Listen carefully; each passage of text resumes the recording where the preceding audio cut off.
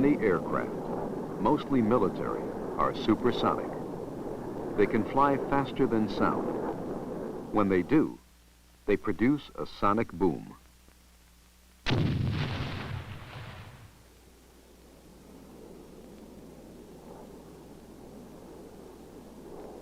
We hear this boom before we hear the noise of the airplane. What makes this sonic boom? And why do we hear the sound of the airplane only afterwards? Sound expands in a sphere.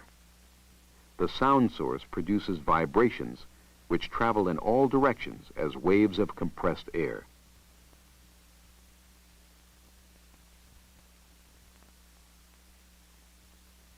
Though the sound waves move in 3 dimensions, we can make it clearer if we show them in 2.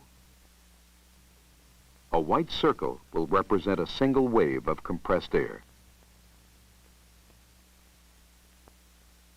Now here is the sound source, and here is the person who hears the sound. First, the situation where the sound source doesn't move. The compressed waves of air travel in regular succession, equally spaced.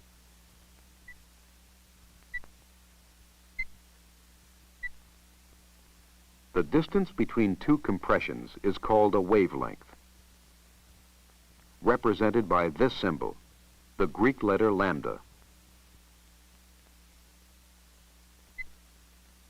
This has shown how the compressions expand when the sound source stays in place.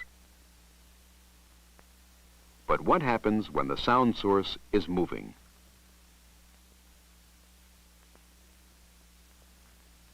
We'll represent the speed of sound by the letter C. V stands for the speed of the sound source. Let's see what happens when the speed of the sound source is half the speed of sound. V equals 1/2 C.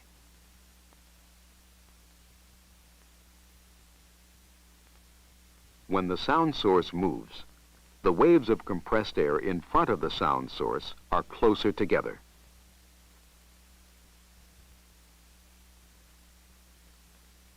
This means that the wavelength here is shorter than the wavelength of a stationary sound source.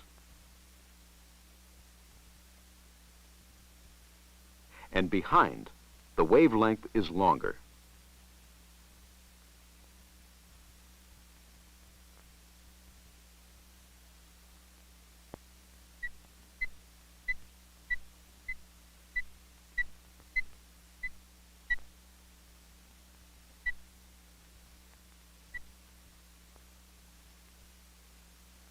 Now let's look at the picture when the sound source moves at the same speed as sound, when V equals C.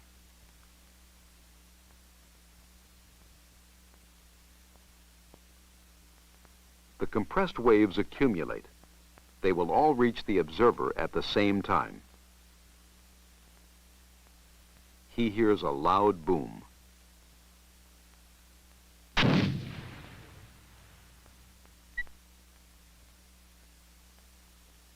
This time, the sound source will move faster than sound, at supersonic speed. For our example, we will have it move twice as fast.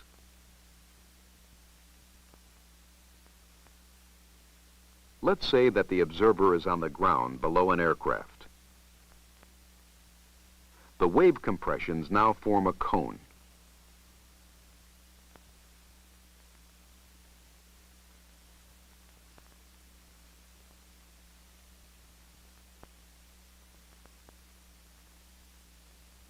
This is easier to see when we begin to draw in more of the innumerable sound waves that are actually generated.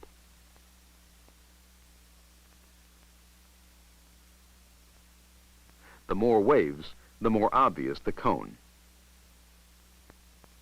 On the surface of the cone, the compressions are very close to each other.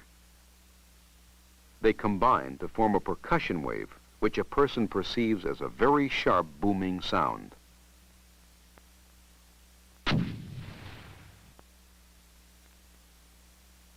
An airplane flying at supersonic speed produces a conic percussion wave, which follows behind it. Wherever the percussion wave hits the ground, the supersonic boom can be heard. Now, at the house on the river.